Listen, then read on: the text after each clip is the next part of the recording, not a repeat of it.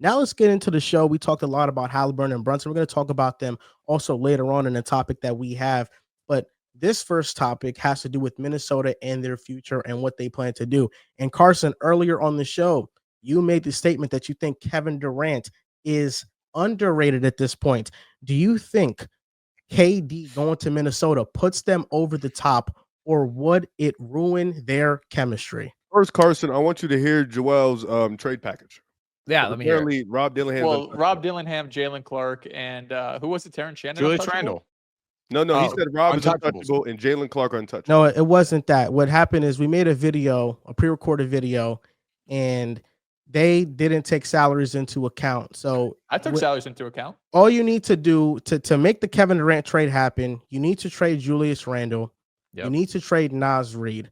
Those two go up to 45 million. KD's at 53 million.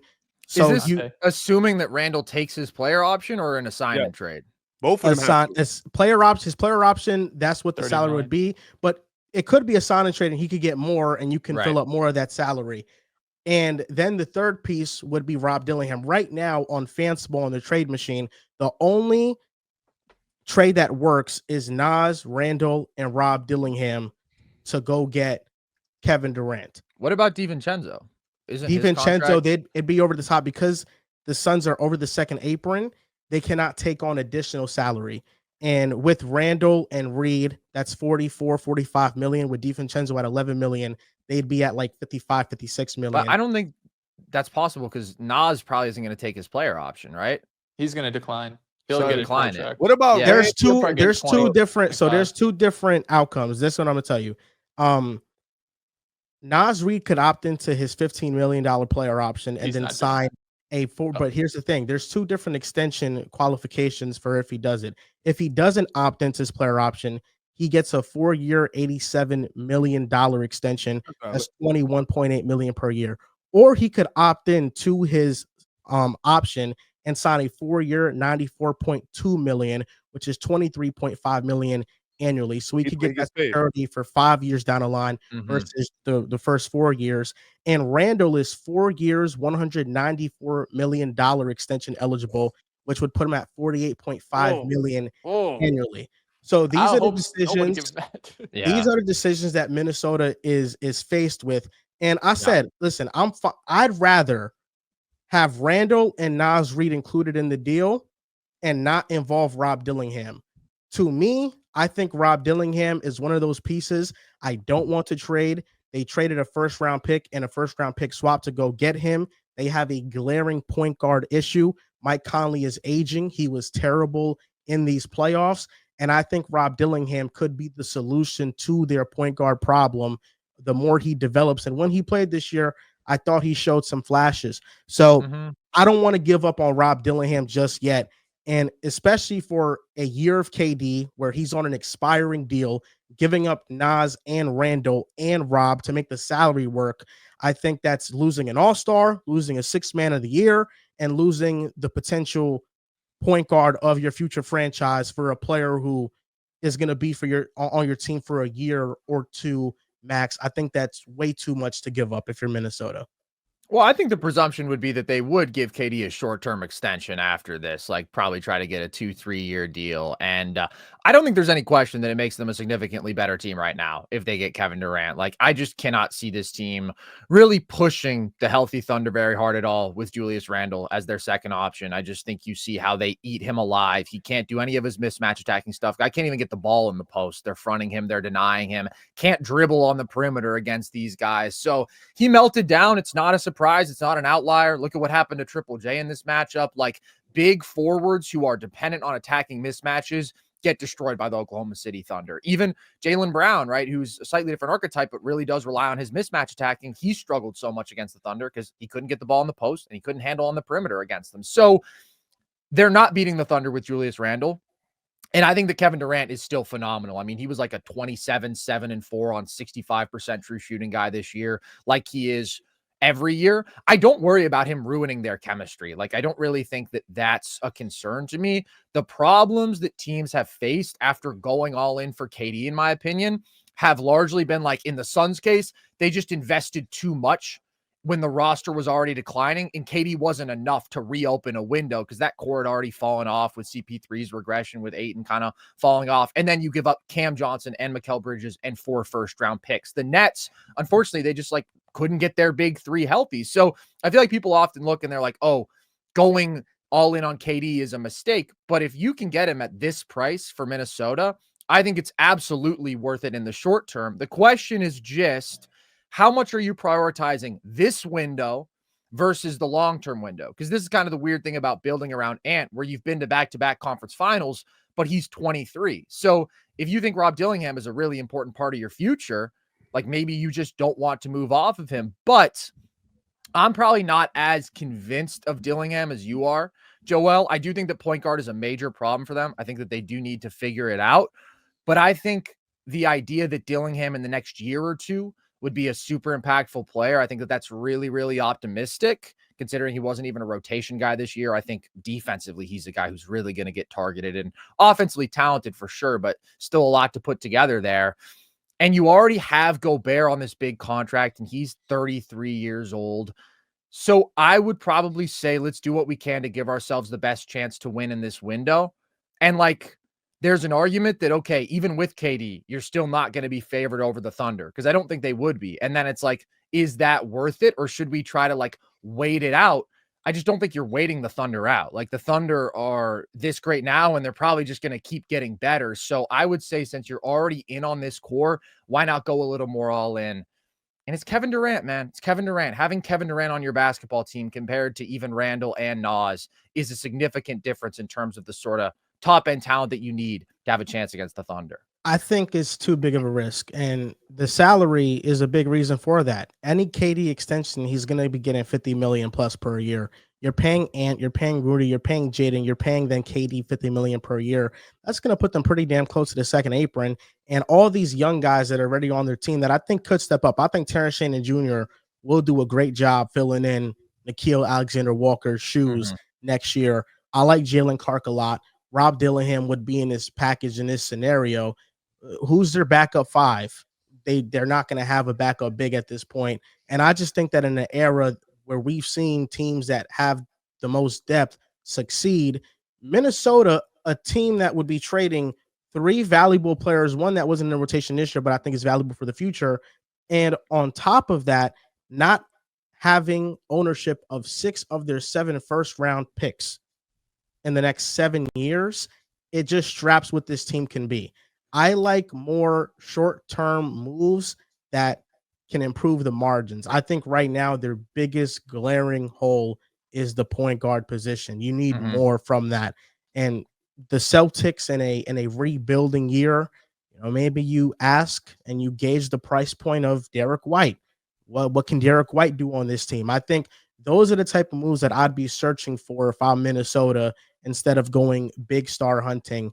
And it's not Kevin Durant's fault that he's so good that you have to trade a lot to get him.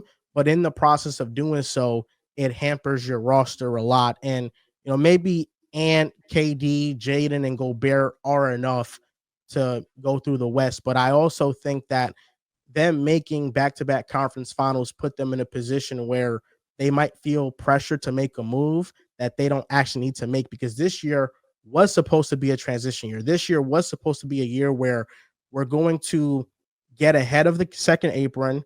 We're going to maintain our financial flexibility for the future and build around this Ant window. And this year they have the 17th overall pick, and they could draft maybe another backup big to maybe replace Naz Reid. But I think right now the priority for them is you got to bring back Randall. You got to bring back Naz Reid, just so they give you some trade leverage to use in some signing trades that you could have available to you.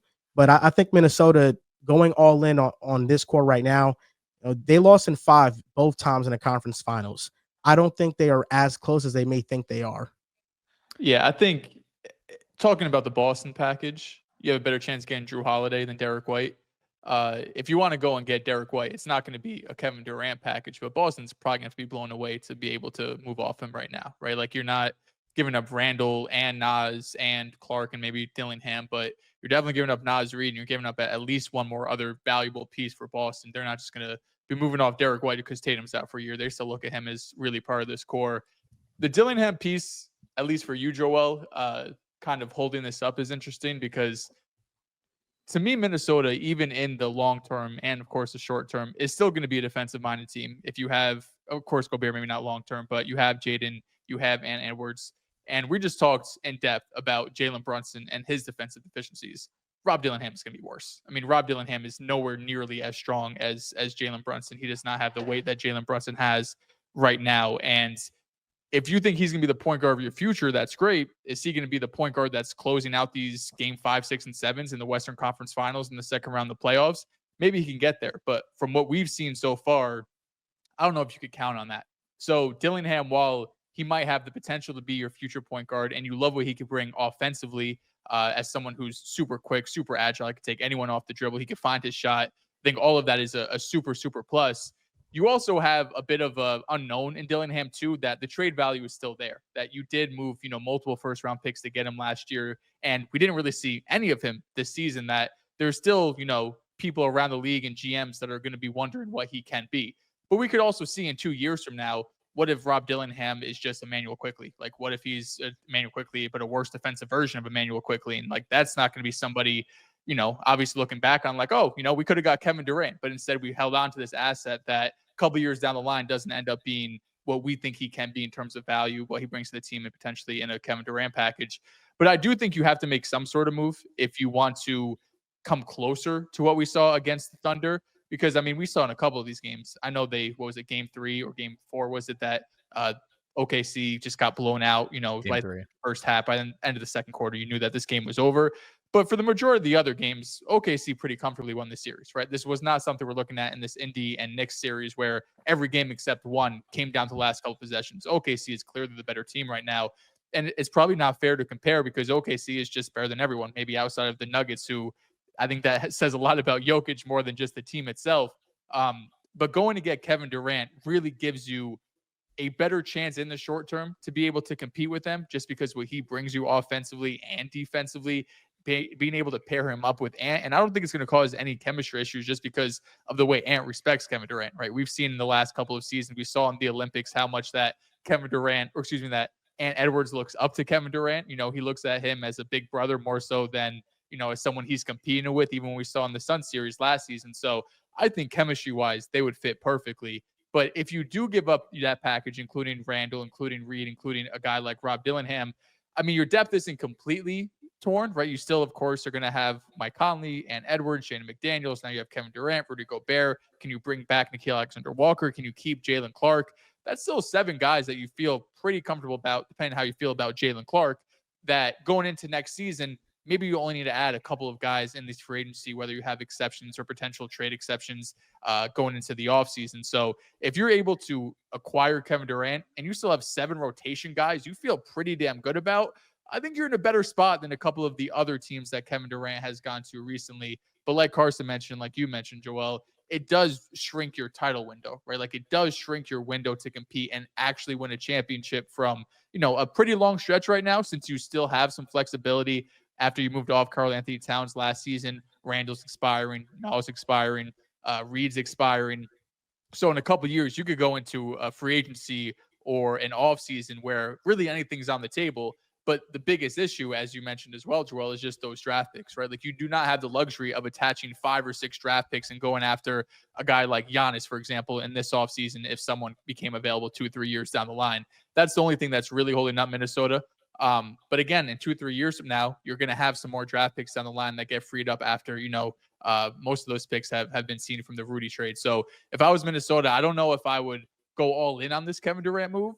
But if it's Randall, it's Naz Reid, and it's Rob Dillingham, that feels like a deal that, okay, I didn't even mention Dante DiVincenzo, that's 8 players now. If it's those 3 guys, I know Dillingham's potential is high, but I do think that's going to bring down just your overall defensive upside, where there's times you have 5 guys on the court for Minnesota and none of them are mismatches.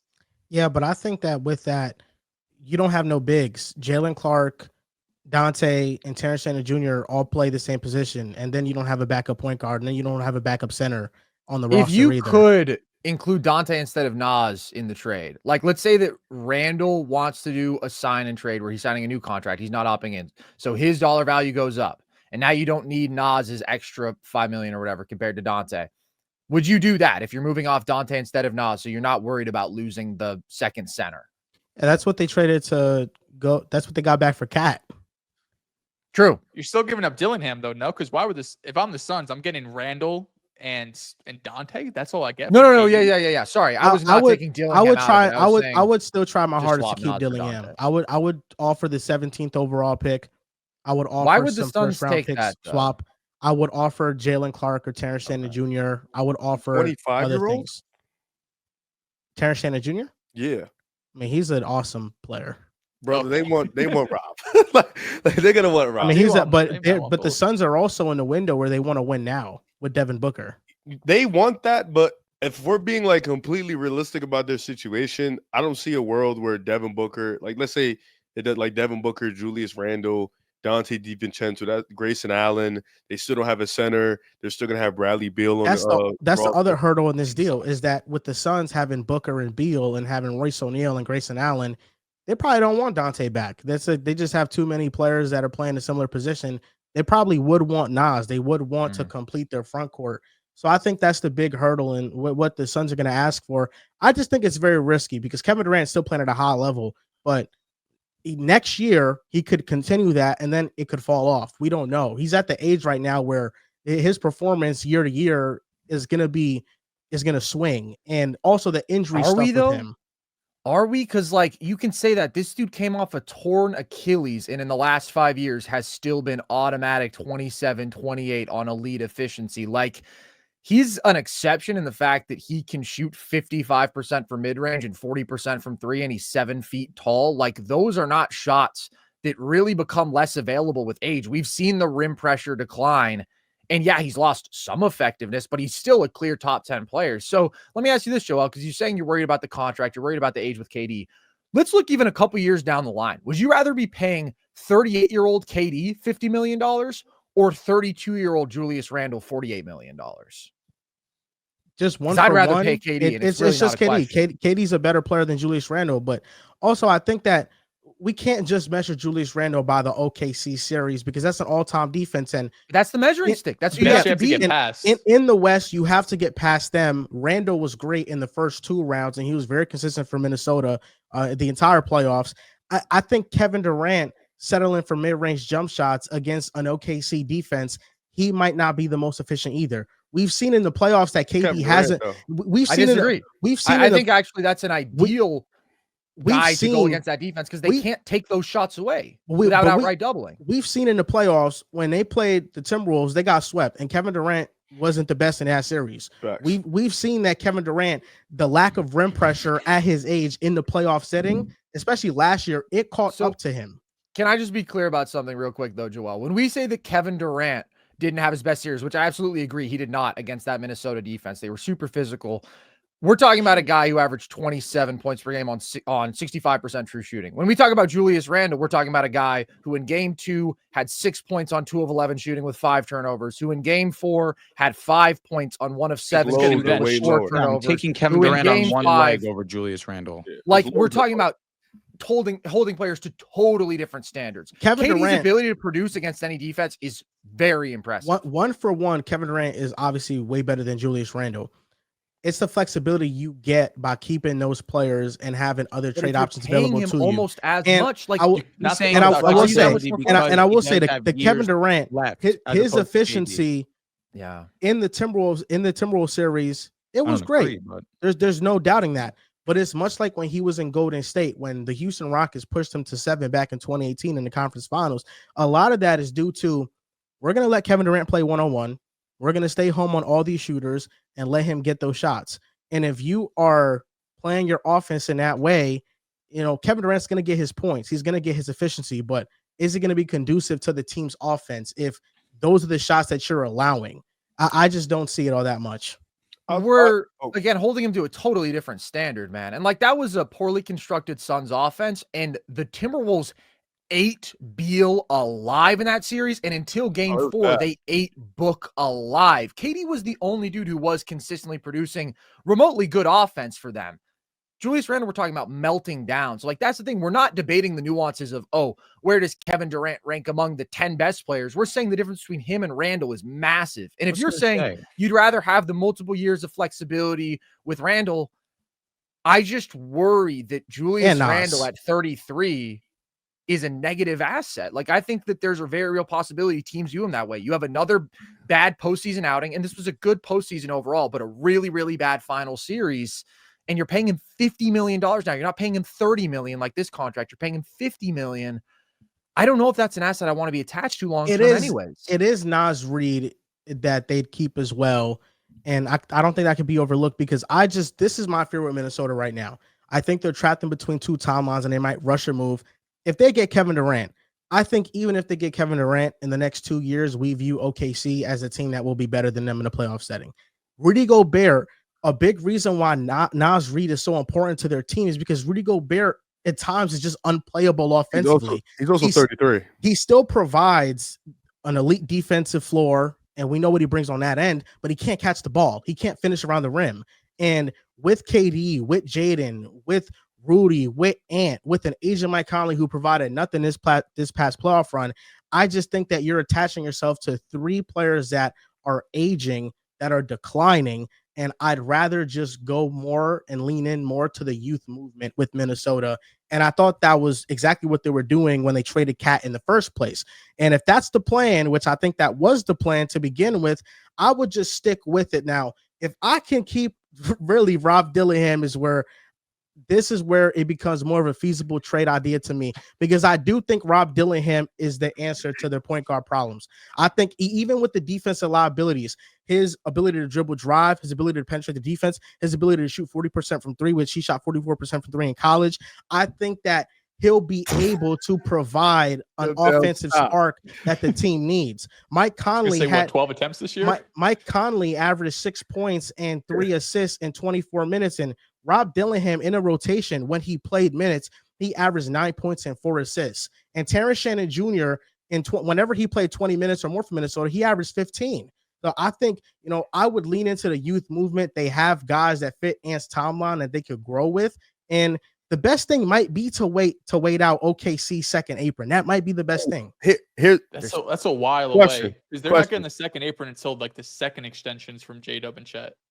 Waiting out and SGA. There's a lot that you said. There's a few things I want to unpack. First of all, Rudy Gobert's age. Elite defender, like you mentioned. He's 33, will be 34. We don't know how long he's going to be able to keep up that amount of defensive, because the defense is crazy. We know it is. Offense is literally the opposite of defense. We don't know how long he's going to be able to keep up that level of play.